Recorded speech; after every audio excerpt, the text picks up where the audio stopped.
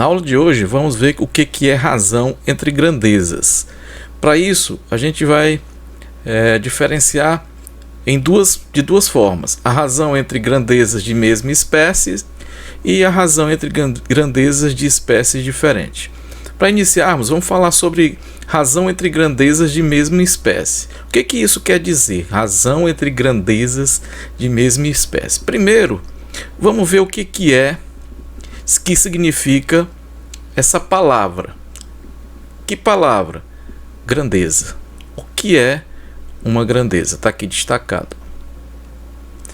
Então, grandeza é tudo aquilo que pode ser medido, como distância, tempo, massa, velocidade, densidade.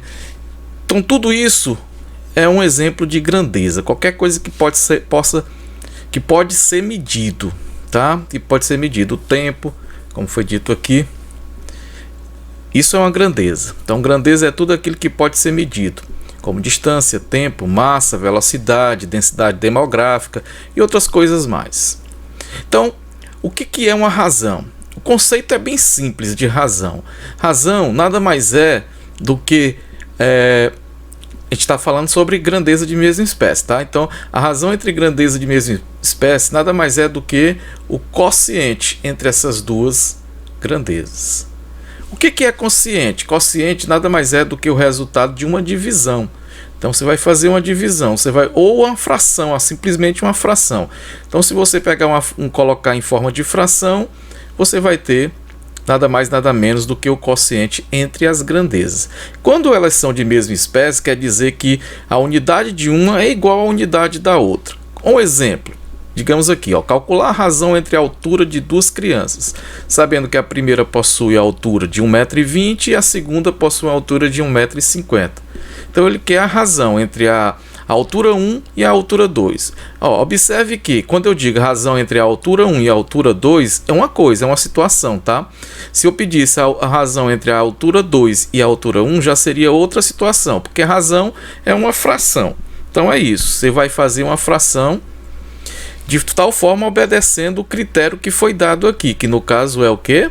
A razão entre a altura 1 e a altura 2. Então nós vamos ter o seguinte: a altura 1, que vamos chamar de H1, sobre a altura 2, nada mais é do que a razão procurada aqui, tá?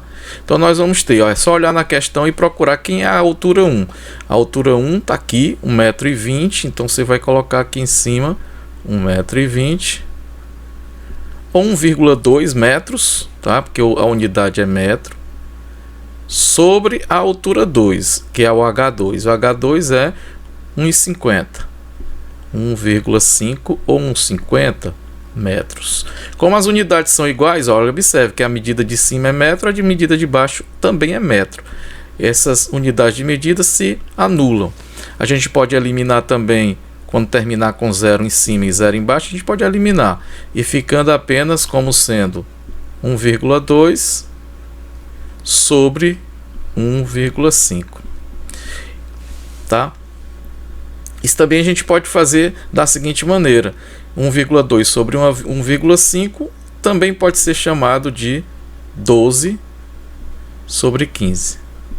Da mesma forma que eu posso simplificar, que aqui de simplificação é divisão, eu posso multiplicar. Mas qual é o meu interesse em multiplicar nesse caso aqui?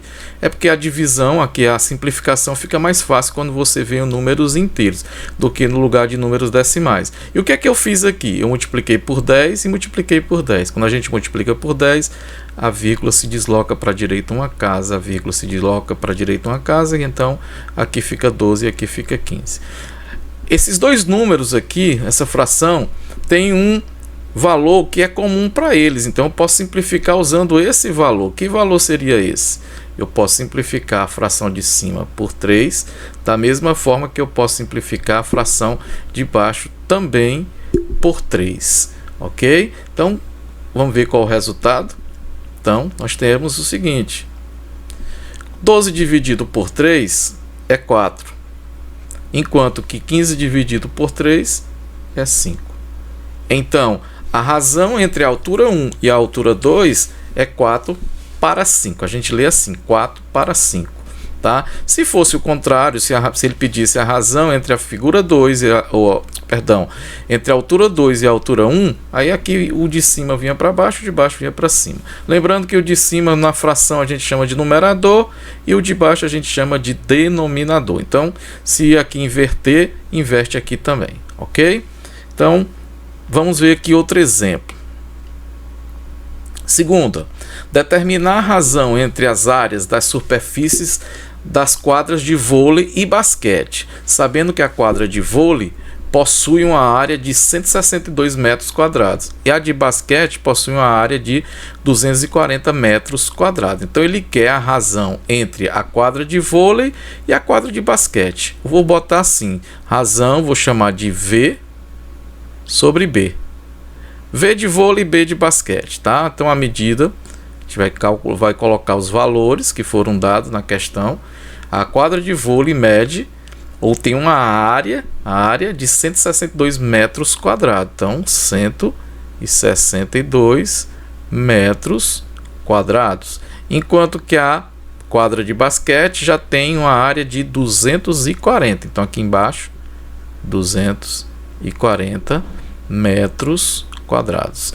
A mesma maneira que a gente eliminou a unidade de medida, que é igual, a gente vai eliminar aqui também. Metro quadrado com metro quadrado, um cancela o outro. E aqui é só fazer nada mais, nada menos do que uma simplificação. Afinal de contas, a gente tem que encontrar da forma mais simples possível, da simplificação mais simples e torne uma fração irredutível, que a gente chama dessa forma, tá? Então, por que número que eu posso simplificar essas duas frações? Se você tiver alguma dúvida, você pode ir devagar, divide por 2, divide por 2, aí depois, se der para dividir por 2 novamente, você divide por 2, se não der, vai procurando um número que dá para dividir as duas ao mesmo tempo. Tá bom? Então aqui, ó, a gente vai pegar, eu vou escrever novamente os números 162 sobre 240 e vou procurar um número que dê para simplificar os dois. Nesse caso eu estou escrevendo já sem as unidades. É obrigado? Não, para ficar melhor apenas. Eu vou procurar um número então que dê para dividir os dois ao mesmo tempo. Então eu vou dividir aqui por 6 e aqui por 6. Então é só fazer a divisão, tá? Então, fazendo a divisão, nós vamos ter que 162 dividido por 6, 27. Enquanto que 240 dividido por 6 é 40. Então, aqui já não dá mais para simplificar. Então, essa é a fração irredutível que a gente chama. Significa dizer que a razão entre a quadra de vôlei e a quadra de basquete é 27 para 40, tá? Então essa é a nossa medida dada em questão. Vamos falar agora sobre razão entre grandezas diferentes. Razão entre grandezas diferentes. O que é que isso quer dizer? Quer dizer que o numerador vai ser uma grandeza e o denominador vai ser outra grandeza. Então, só para ratificar aquilo que a gente já tinha visto anteriormente, grandeza é tudo aquilo que pode ser medido, como distância, tempo, massa, velocidade, densidade, qualquer coisa do tipo, tá? Uma razão é uma divisão, isso aqui também a gente já viu, ou o resultado de uma divisão. Então, a razão entre grandezas diferentes, portanto, é uma divisão em que o numerador representa uma grandeza e o denominador representa outra grandeza diferente da primeira. Como os resultados desse tipo de cálculo, podemos observar alguns fenômenos, como, por exemplo, velocidade média, consumo de combustível, densidade demográfica e algo mais que a gente vai ver logo, tá bom? Então, por exemplo, o que é velocidade média? Velocidade média é uma razão entre grandezas diferentes. É calculada da seguinte maneira: é calculada entre o espaço percorrido ou a distância que o carro anda, ou seja lá o que for, o objeto em questão, dividido pelo tempo. Como assim?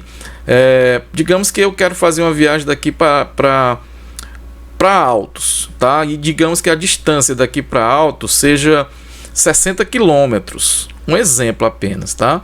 E eu levei 1 hora para fazer essa viagem. Então a razão da velocidade média que eu estava viajando para chegar a essa viagem é só colocar o espaço, que é 60, dividido pelo tempo, que é em hora, tá? Uma coisa importante: quando se falar em velocidade média. Tem algumas grandezas que elas têm que estar da seguinte maneira. Por exemplo, velocidade média pode ser dada em quilômetros por hora.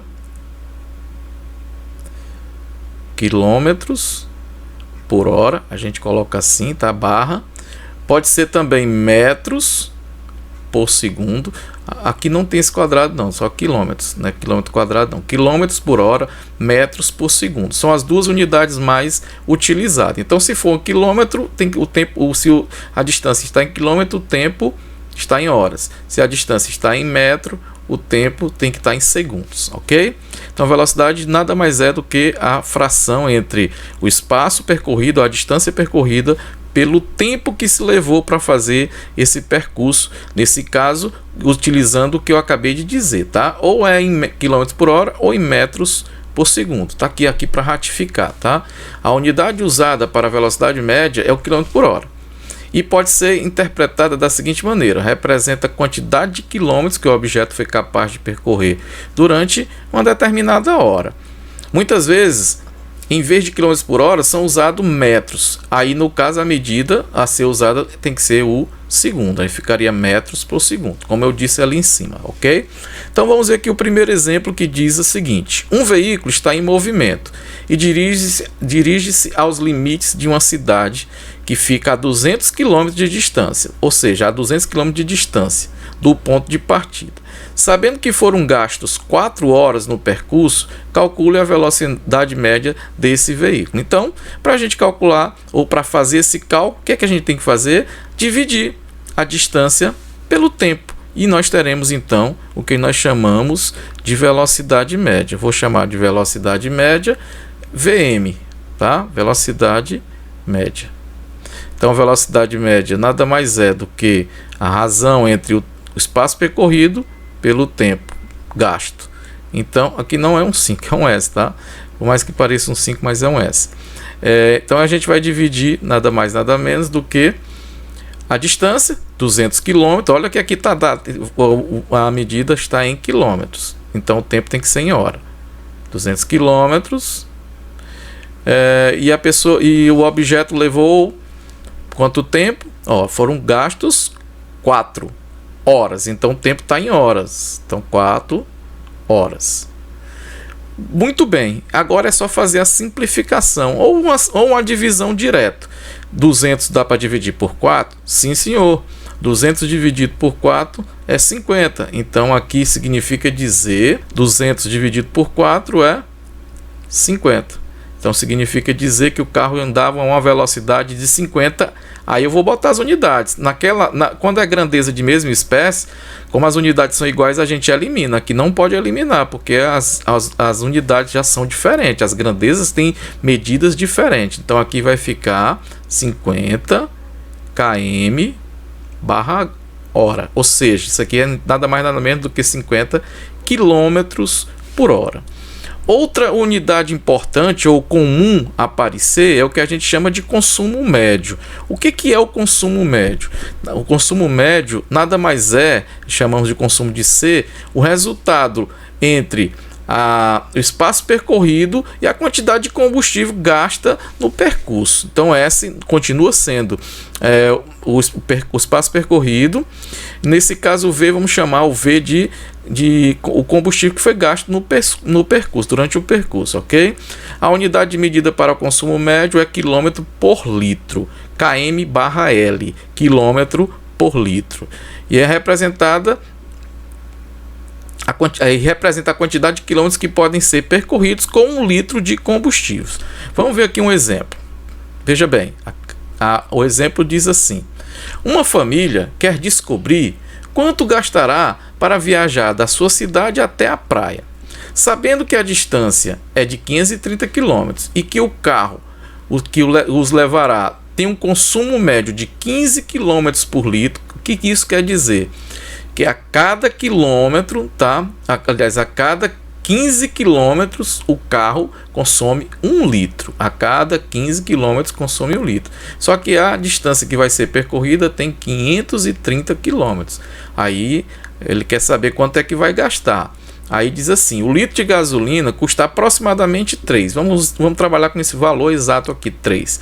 Calcule quanto será o gasto apenas com a gasolina. Então, a gente viu que o consumo, lembrar da fórmula lá do consumo, ela é nada mais nada menos do que a razão entre o espaço percorrido e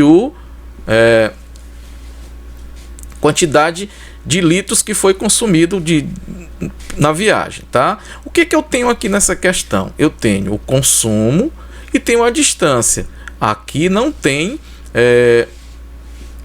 não temos, aliás, a gente tem o consumo médio, O que é que nós temos aqui? Nós temos na questão o consumo, que é de 15 km por 15 km por litro, é o consumo, é o C.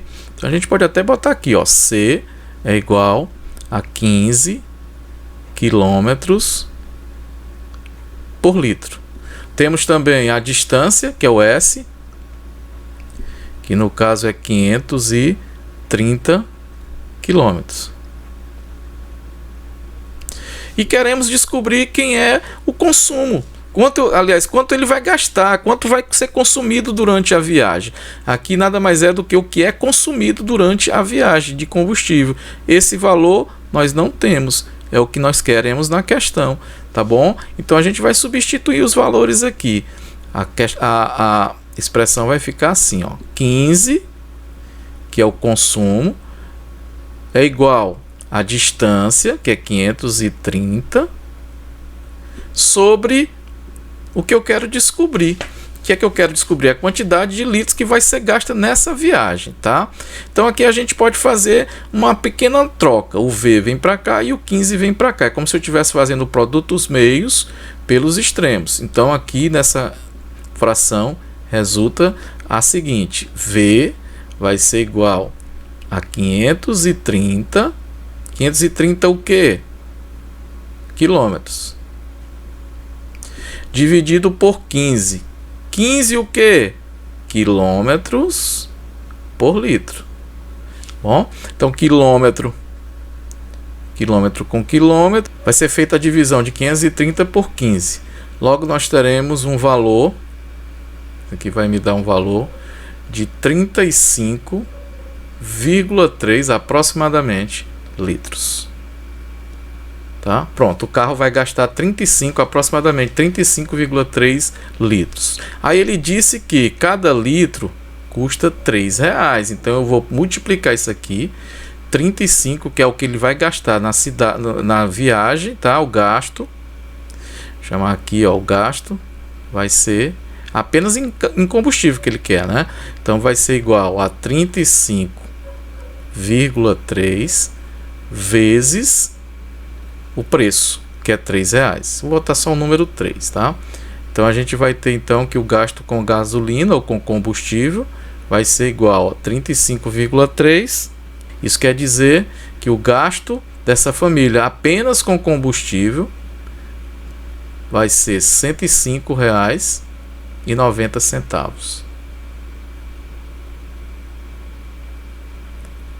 Ok?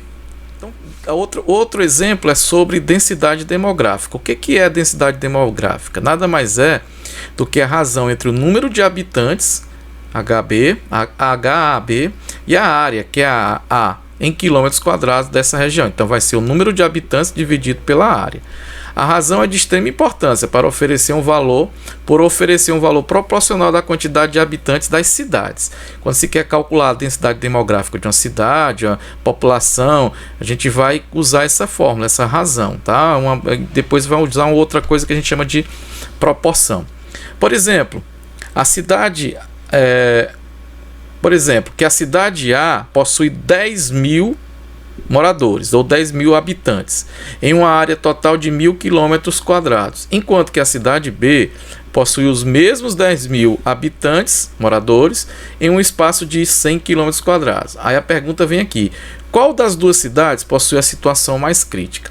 O que é isso? Ó, apesar da questão não ter falado o que é essa situação crítica, é claro que a gente vai deduzir que essa situação crítica é aquela cidade que tiver a maior quantidade de pessoas por metro quadrado. A situação é mais crítica. É claro que se você tiver menos pessoa por metro quadrado, a situação é mais confortável. Nesse caso aqui não é metro, não é quilômetros quadrados. Vai ser mais confortável. É claro que se eu tiver um determinado espaço ocupado por 2 pessoas e aquele mesmo espaço ocupado por 20, a situação é diferente. A situação onde é ocupado por 2 pessoas é mais confortável do que aquele mesmo espaço sendo ocupado por 20 pessoas.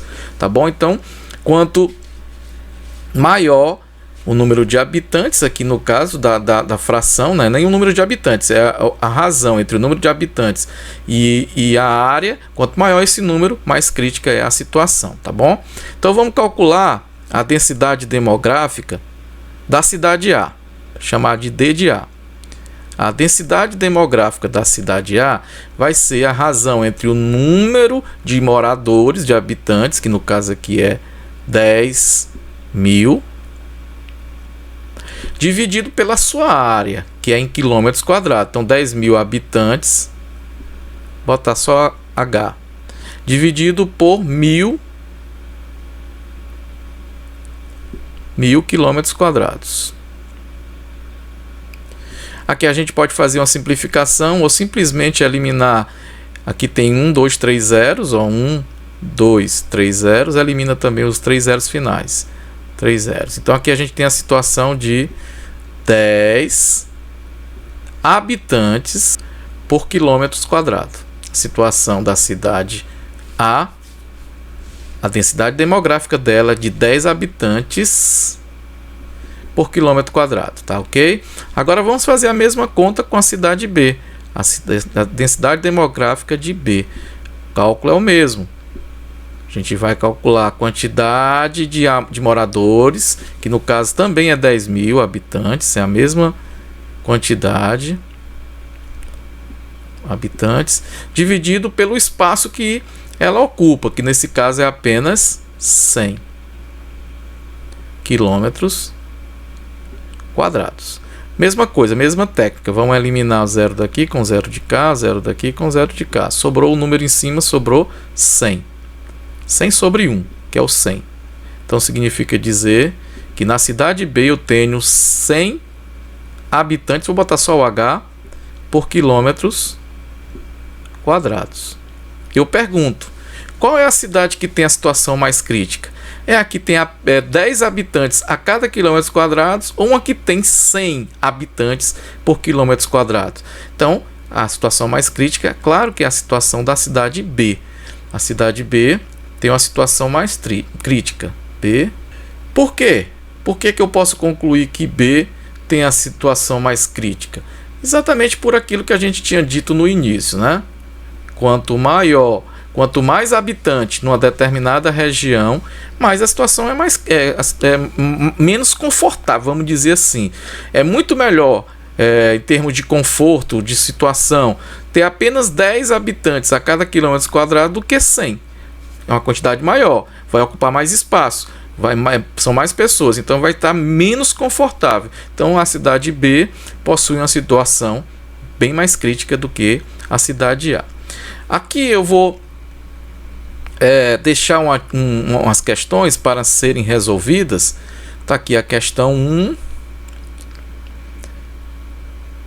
a questão 2. Vocês podem parar o vídeo, tá? Quando estiver vendo, para resolver as questões. A questão 3 e a questão 4. São apenas 4 questões. Então vocês vão resolver essas 4 questões e depois eu vou fazer o segundo vídeo, a aula do segundo vídeo, que é a resolução dessas questões. Ok? Então eu aguardo vocês no próximo vídeo. Até mais. Tchau.